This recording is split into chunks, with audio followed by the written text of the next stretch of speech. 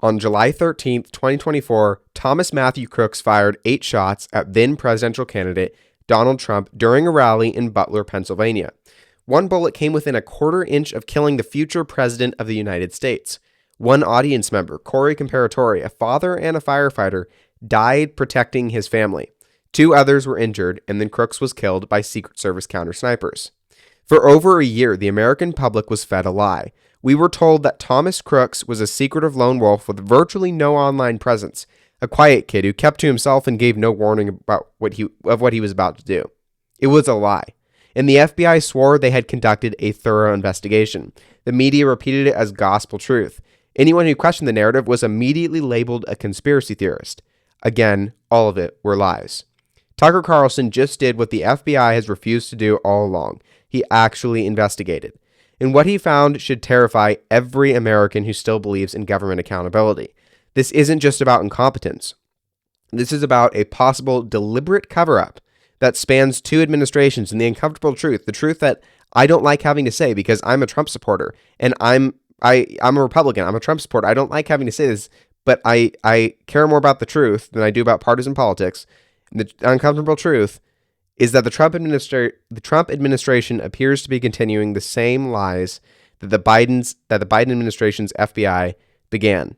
So, this is the Carson Wagner Show. I'm Carson Wagner. We're going to dive into all that today. If you're watching on Spotify, Apple Podcasts, YouTube, please make sure to subscribe before you do anything else. Subscribe, like, and turn on notifications so you never miss when we release a new episode. Also, if you want to get emails every time we release a new episode, you can go to the carsonwagnershow.substack.com and sign up to get emails every time I drop a new episode. That link will be down in the description. Again, it's the Carson Wagner Show at substack.com. And if you have any episode suggestions, comments, critiques, questions, anything else, you can email me at thecarsonwagnershow@gmail.com, and I will get back to you as soon as possible.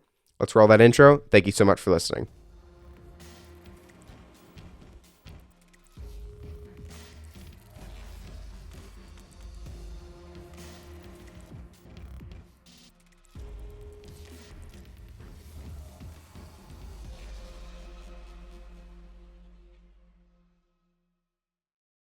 On November 14th, 2025, Tucker Carlson released a 34-minute investigative documentary that has sent shockwaves through conservative media and beyond.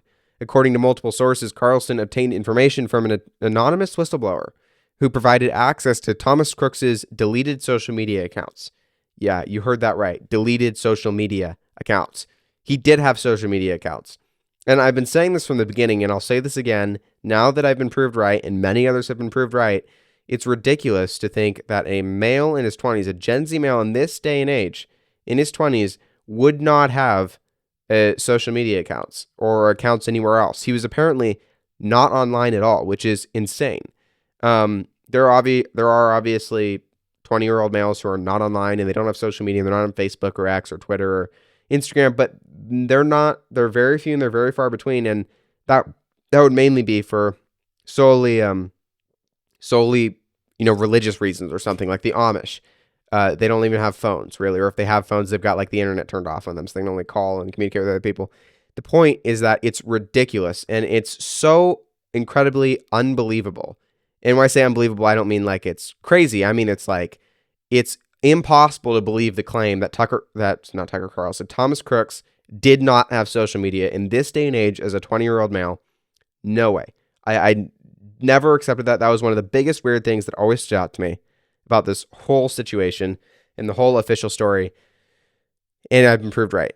And everyone else that was saying the same thing, because I'm not the only one. Tons of people have been saying this. How is it possible he had no social media? We've all been proved right. And the social media accounts that we find, that Tucker Carlson found, they completely contradict the FBI's official narrative. So there's 3 bombshell claims, okay?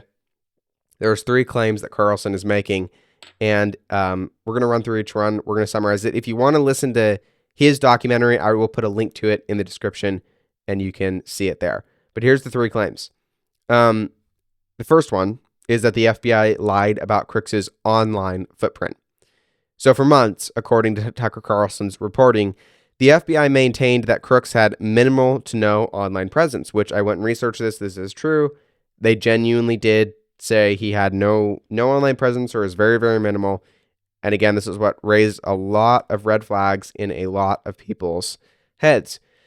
But a source that contacted Tucker Carlson traced Crooks's Pennsylvania phone number to his Gmail account, which led to an extensive YouTube comment history spanning from 2019 to 2020 when Crooks was between 15 and 17 years old. The investigation allegedly uncovered accounts on multiple platforms: Discord, Snapchat, Venmo, Quora, and YouTube. Carlson even obtained video footage from Crooks's own Google Drive that showed him dry firing a handgun in his bedroom with paper targets on the wall behind him. The FBI's Rapid Response account on X pushed back hard against this, stating, and I quote, "The FBI has never said that Thomas Crooks had no online footprint. Ever." End quote.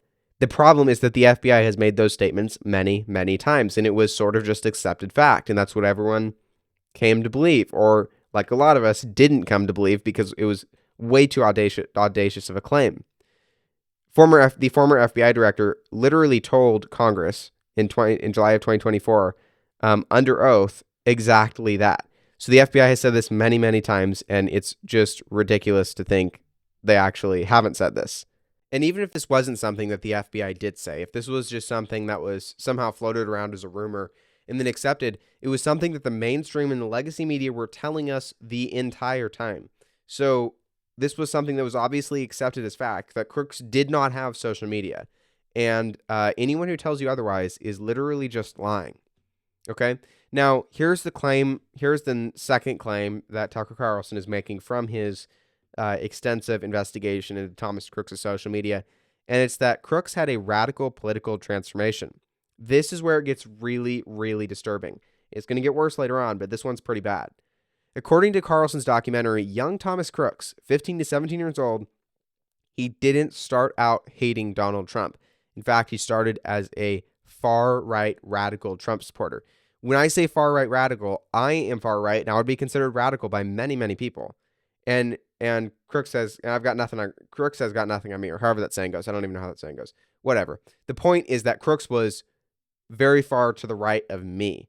Okay, and I'm very far right. So to say that is, let me give you a taste. Let me give you a taste of what he said. YouTube comments allegedly made by Crooks in 2019 show him advocating for dictatorship and making explicitly racist statements. According to, you got to always take, whenever somebody says racist statement now, because the religion of wokeness has pervaded our country so thoroughly, you have to take that with a grain of salt. But when I say racist, this is genuinely racist. In one comment from July 2019, responding to a CBS Evening News video about the Squad, Crooks allegedly wrote, "This is going to be blatantly racist, but I hope Trump has these people murdered." That's a quote. The Squad is a group of very, very far left Democratic congresspeople, including Alexandria Ocasio-Cortez, who we've talked about before on the show. But then something changed. Something changed in a very big way. Around early 2020, during the COVID-19 pandemic, Crooks' political views underwent a complete reversal. He began mocking Trump's handling of COVID-19, ridiculing anti-lockdown protesters, and even attacking conservative media figures, including Tucker Carlson himself, for downplaying the virus. By February of 2020, Crooks was reportedly writing, quote, "The deep state is simply made up of anybody who disagrees with the right wing." The violence in his rhetoric, however, didn't decrease, it just changed targets. In January of 2020, he allegedly called Trump stupid and derided his supporters as a cult. Later comments reportedly included the, quote, and this, he actually said this online, "The only way to fight the government is through terrorist attacks. Sneak into an important building with a bomb and detonate it before anyone sees. Track down important people and try to kill them." End quote. Here's the kicker. According to Carlson, the FBI's official report only revealed half of Crooks' political leanings. They mentioned his early pro-Trump phase, but they conveniently omitted his transformation into an anti-Trump radical who made explicit assassination threats and yet was somehow never taken down. Now, here's claim number 3. This is the creepiest and most alarming revelation made in this entire thing. I'm just going to get that off my chest right off the bat and say this one is the worst. Now, this revelation that Carlson came out with when he investigated Thomas Crooks and all of his social media accounts, see, uncovered that he had been communicating with a shadowy online figure using the alias Willie Tepps, who this guy allegedly began interacting with Crooks around the same time his political views flipped, which may or may not be a coincidence. And according to the documentary, this Tepps character encouraged Crooks's violent rhetoric and openly approved of his barbaric ideations aimed at government officials. The name Willie Tepps appears on a National Socialist website in Sweden, and CARLSON alleges this account is linked to the Nordic Resistance Movement, a group designated by the U.S. State Department as a terrorist organization. And here's where it gets really troubling. Tucker Carlson claims the State Department and the intelligence community actively monitor these neo-Nazi circles. If the connection is real, why did no alarm bells go off? Why was there no intervention? And it gets a lot worse. In the days leading up to the assassination attempt, Crooks' search history allegedly exploded with very concerning queries. According to Carlson, Crooks searched Trump's name hundreds of times. He also searched for Jack Ruby, the man who killed Lee Harvey Oswald, as well as bomb-making techniques, the best places to do mass shootings. I'm not joking. He looked that up. Car and sniper attacks, successful assassinations through history, and how to evade police gunfire. As Glenn Beck would later say and point out in another excellent breakdown of the entire thing, all of these online search queries should ring every single NSA alarm bell there is. National Security Agency, NSA, it's essentially the digital, they're not an arm of the CIA, they're a different agency, but they do the same thing the CIA does, but think all of it is digital intel. So they monitor everything online. When I say they monitor everything, I mean they monitor everything, okay? But apparently nothing happened. No flags, no intervention, no warnings. Let me tell you something.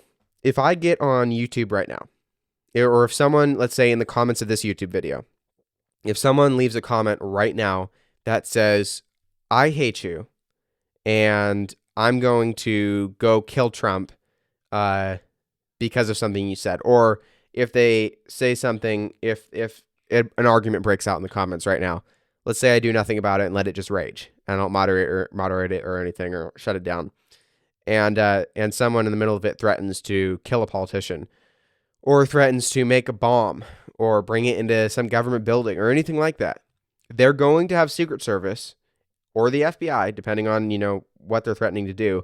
They're going to have Secret Service or the FBI on their doorstep in a few days. I'm not joking. This is how it actually works.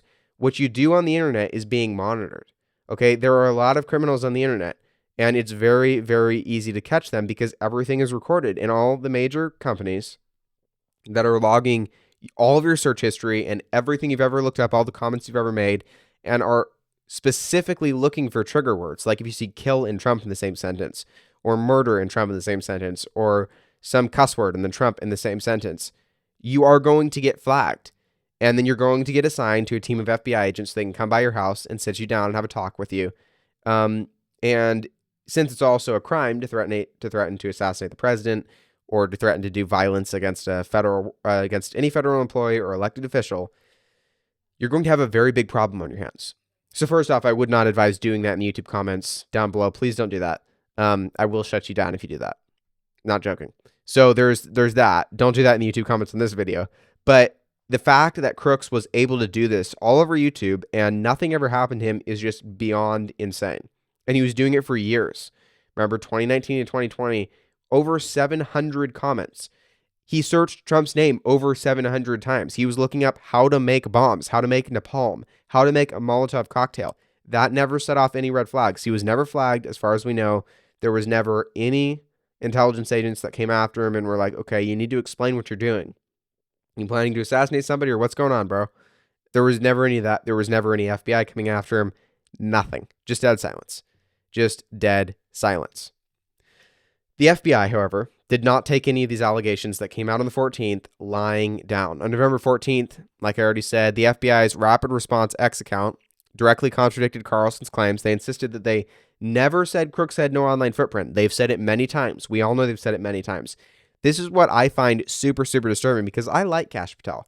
I really like Kash Patel. I've seen nothing but good from the guy. I think he's great. I like Dan Bongino, the deputy director. I think he's a great guy too. I think he's a Christian. I think he's just an excellent example of both are excellent examples of men who are serving their country. But this has shaken my faith in them because they lied. On the Rapid Response X account, they just flat out lied. They said the FBI, they immediately walked back all their statements. They said the FBI has never said that Thomas Crooks had no online footprint. The FBI has said that. The FBI has said that many times. What's up with that? What's up with that? Why would you have any reason to lie if there wasn't something to hide? So there's that. Current FBI Director Kash Patel. Again, a guy that I like, but I don't know what's going on here, and it's really making me question a lot of things I believe about Kash and Dan Bongino and others, including Pam Bondi. Kash posted a case overview. He emphasized that over 480 FBI employees were involved in the investigation, conducting more than 1,000 interviews, addressing over 2,000 public tips, analyzing 13 seized digital devices, and reviewing nearly 500,000 digital files. According to Kash, quote, the investigation revealed that Crooks had limited online and in-person interactions, planned and conducted the attack alone, and did not leak or share his intent to engage in the attack with anyone, end quote. Here's the problem with that response. It doesn't actually address any of CARLSON's specific allegations. It's a classic bureaucratic deflection, which again is really, really disturbing given that I trust these guys. They're touting the scope of their investigation without addressing the substance of the actual accusation being leveled. CARLSON fired back. He claimed he obtained the video evidence from Crooks' Google Drive material, which is material that the FBI has worked hard to make sure you haven't seen, according to him. He even questioned why Crooks' YouTube channel was suspended on July 14th, 2024, the day after the shooting, for violating, get this, YouTube's policy on violent criminal organizations. This has been verified. Crooks' account was suspended. He had a YouTube account, which is hilarious. He was, like, I guess, posting videos, or I don't even know what. His YouTube channel was suspended on July 14th, right after the assassination, for violating, again, YouTube's policy on violent criminal organizations. Violent criminal organizations? I thought Crooks was acting alone. What on earth is going on?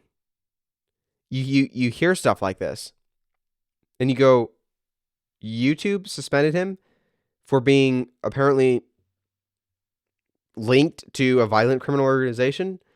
That's what their policy is for. It's for accounts that are used in spreading propaganda and misinformation and things like that in support of violent criminal organizations. But again, I thought Crooks just acted alone. Anyone else getting suspicious yet? Also, I want to ask this. Why wasn't this flagged before the assassination attempt when all of these violent threats were allegedly being posted? Can we talk about that? Like, why did they wait until after the assassination to suspend the account, which would also remove access, any outside access to it, so no one could really get on and see what he'd actually posted? That's not suspicious at all, guys. That's not suspicious at all. So now, enter Glenn Beck. On November 17th, 2025, Beck devoted significant airtime to CARLSON's investigation, and Glenn Beck is another conservative political commentator for Blaze Media. He's awesome. He's spot on like 90% of the time. I love the guy. He didn't just summarize the findings. He systematically broke down what he sees as a massive cover-up, and he demanded answers to 6 critical questions. I want to give them to you here because they're very, very good. They're very important.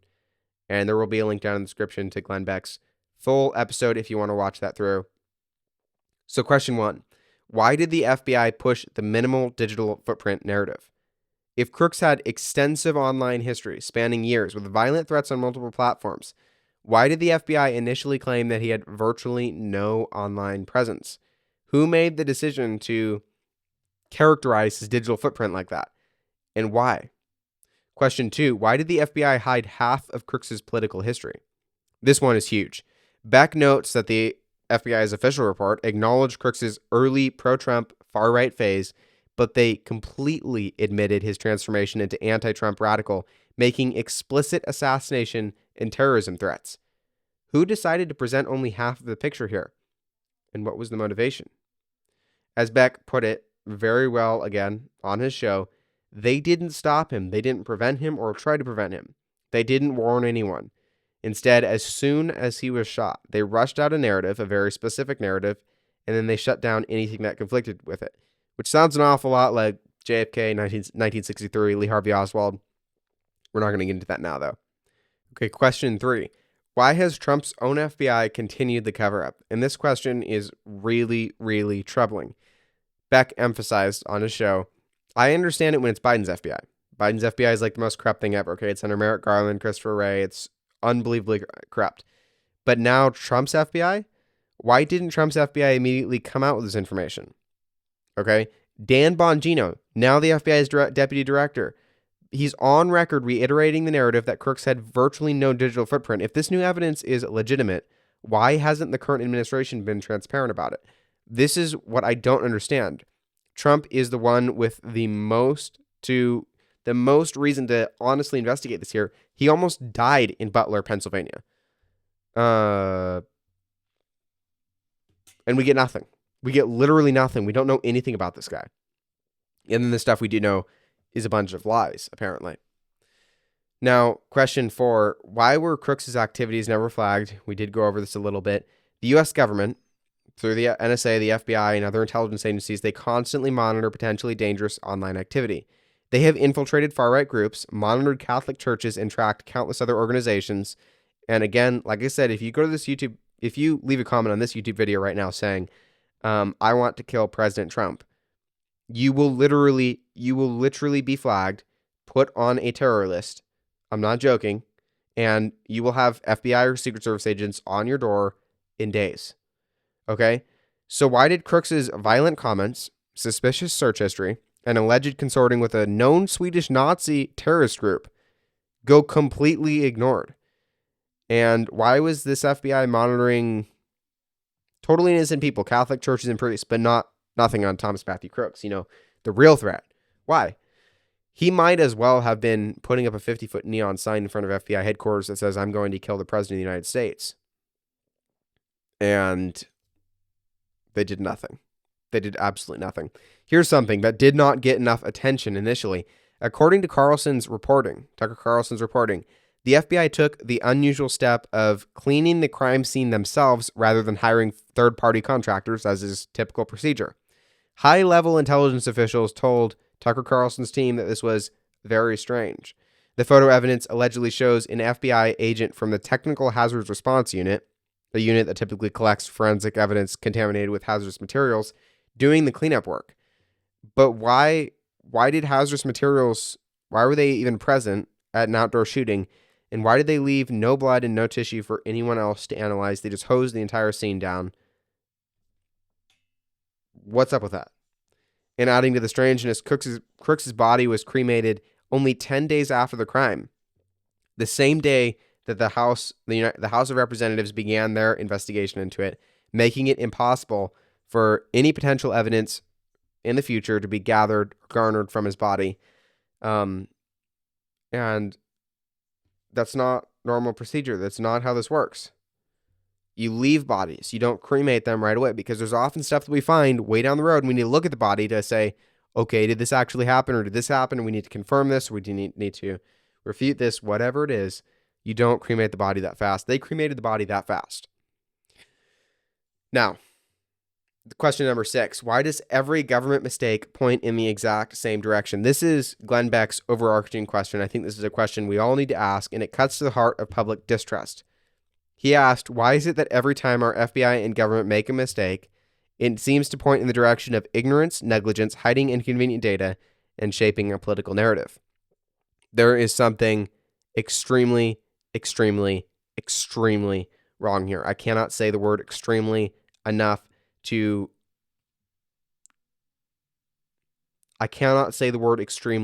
give you an idea of how wrong this is and how messed up this is and how many holes are in this story.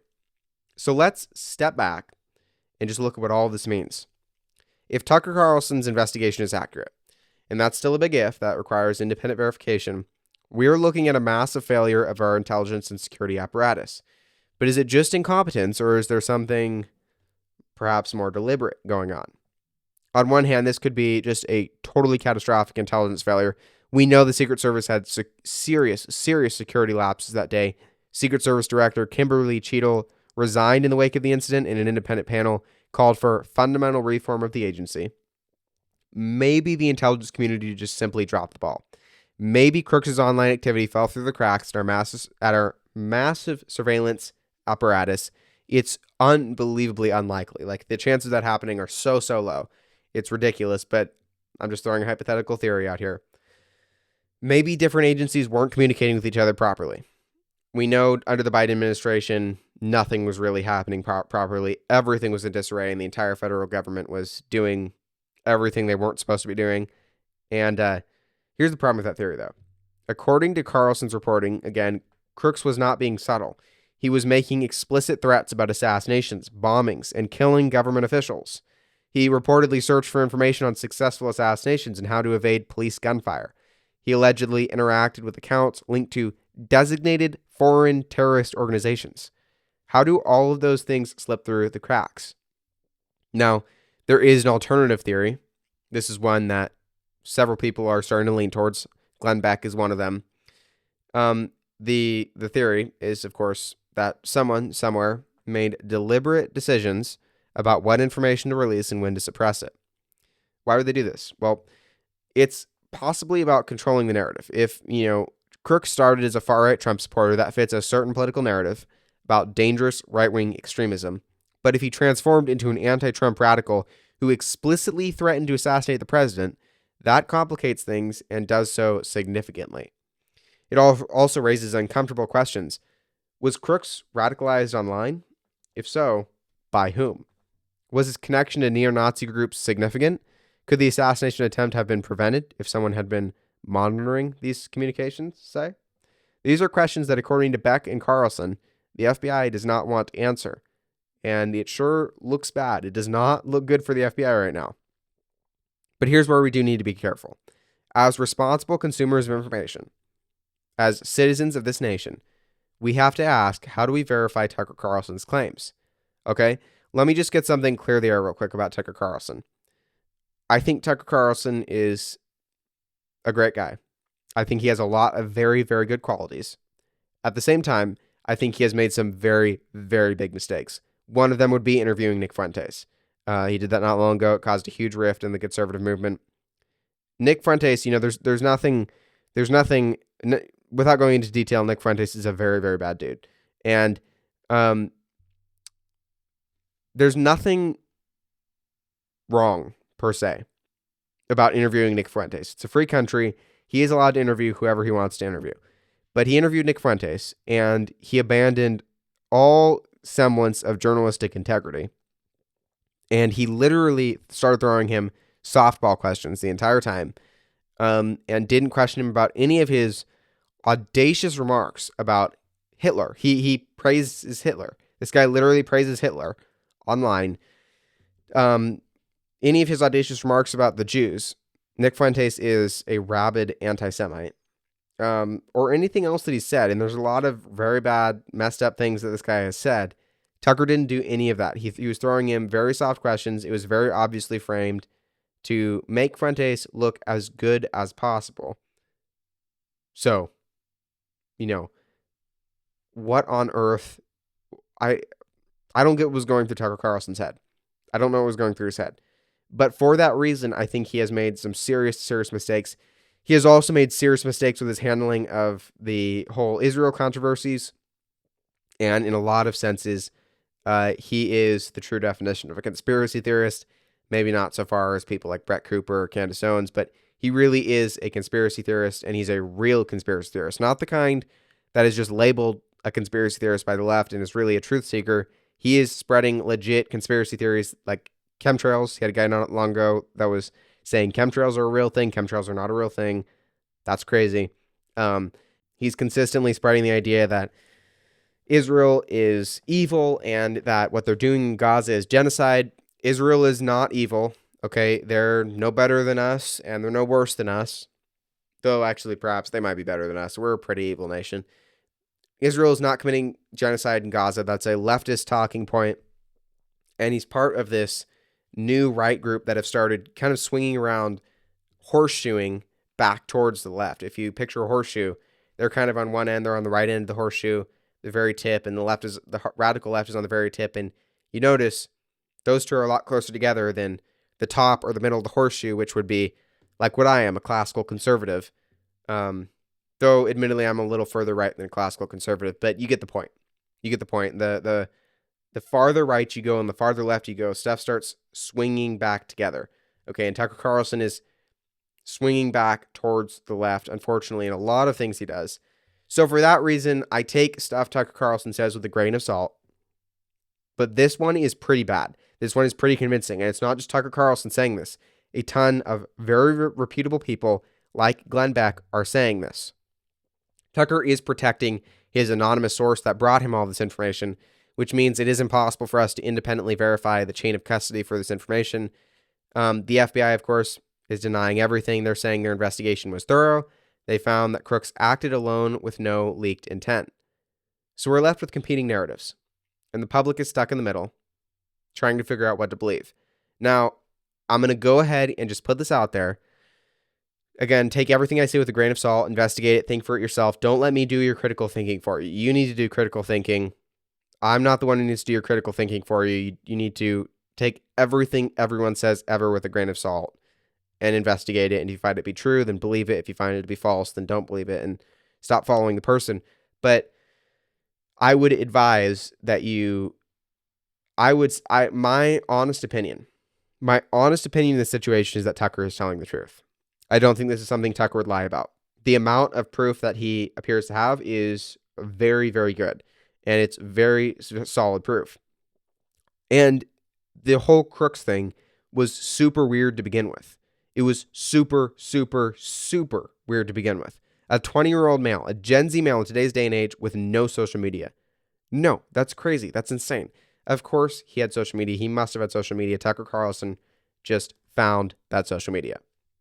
So here's what we know for certain. On July 13th, 2024, Thomas Matthew Crooks nearly assassinated President Donald Trump. We know there were serious security failures. For example, Crooks showed up hours before the assassination happened and was walking around the grounds looking towards the stage where Trump was going to be with a rangefinder. If you don't know what a rangefinder is, by the way, it's a device you use to measure distances for hunting or for sniping. Those are the only two purposes that you would ever use a rangefinder for. And it's the equivalent of, again, putting up a 50-foot neon sign behind the stage where Trump is saying, "I'm going to kill the president," signed Thomas Matthew Crooks. Multiple police officers saw him do this. They reported it. Butler police officers saw him doing this. They took a picture. They sent it up the chain. Nothing ever happened. Okay, so there was that. That was crazy. That was a huge security breach. The building that Crooks shot from, which was a huge vantage point that would have been super easy for any sniper to take advantage of and shoot the president from, or not shoot the president, shoot the almost president from. He wasn't elected yet. That building just happened to be, despite being a huge security threat and having no one on the roof, having a direct line of sight to the stage, just happened to be outside of the Secret Service's security perimeter, which meant no one was paying any attention to the building whatsoever. Also, Crooks sent a drone up hours before the assassination, again, to essentially surveil the premises where Trump was going to be. He happened to send a drone up at the exact time that the Secret Service's anti-drone systems had just gone offline for some reason. Maybe it was maintenance or they were doing something else. I don't know what they claim happened. But he picked the perfect time to send a drone up. And then by the time those anti-drone systems that are designed to knock drones out of the air to stop any would-be attackers, by the time those systems came back online, he was gone. And the drone was not operating anymore, so obviously they didn't catch him. There are too many questions. There's too many crazy things. Crooks is dead. He can't answer any questions. We know that the FBI investigated him, but released obviously limited information to the public. What we don't know, and what Tucker Carlson and Glenn Beck and others are demanding answers about, is whether the full truth has been told. If Tucker Carlson's evidence is legitimate, it represents one of the biggest intelligence failures or cover-ups in recent American history. It's in 1963. It's November 22nd, 1963, all over again. I find it ironic that this is coming out just days away from the anniversary of when Lee Harvey Oswald killed JFK, another murder mystery of an American president that is just so full of holes and lies and half-truths and insane stories that are so unbelievable. It's crazy. This would mean a would-be assassin with an extensive history of violent threats and possible connections to terrorist organizations was able to get within shooting distance of a presidential candidate and come within a quarter inch of killing him, blowing his head off, without any intervention from our intelligence services. If the FBI's account is accurate and CARLSON's evidence is somehow flawed, or misrepresented or misunderstood, then we're witnessing a dangerous spread of misinformation, obviously, about a critical national security incident. I don't think it is. I think Tucker Carlson is in the right here. I think all the evidence is on his side. And I think the FBI, who is already lying about this on X, which just makes their position even more untenable and hard to accept. I think they're seriously in the wrong here. I think Cash Patel's in the wrong. Dan Bongino is in the wrong. And until someone can prevent a legitimate case otherwise, I'm going to continue to say that. Either way, the American people deserve more transparency than this. We deserve to see the evidence. We deserve answers to those 6 questions that Glenn Beck raised, and we deserve accountability. Congressional oversight is critical here. Senator Ron Johnson and others have already requested records related to the assassination attempt. Public pressure matters. You can contact your representatives. You can demand transparency. You can demand hearings where witnesses are questioned under oath. Whether you lean right or you lean left politically, the integrity of our electoral process and the safety of our leaders should genuinely concern everyone. If someone with a documented history of violent threats can get this close to killing a presidential candidate, and of course, this is just months after we saw Charlie Kirk brutally murdered on a college campus, again by another leftist, we all have a stake in understanding how that happened and ensuring that it never happens again. As Glenn Beck said on his show, he put it so well, quote, "We don't need conspiracy theories because the old ones, they all turned out to be right. What we need are conspiracy facts," end quote. The truth about Thomas Matthew Crooks is out there somewhere. The question is whether those in power will allow the American people to see it. That's our show for today. I'm Carson Wagner. Thank you so much for listening. If you found this episode valuable, if you enjoyed it, if you learned something from it, please share it, subscribe, hit that like button, turn on notifications, leave us a review if you're on Apple Podcasts, Spotify, Substack, or anywhere else. Comment if you have any questions, critiques, suggestions for future episodes, literally anything, or you can email me at thecarsonwagnershow@gmail.com. And remember, question everything, demand evidence, and never stop seeking the truth. I'll see you in the next episode.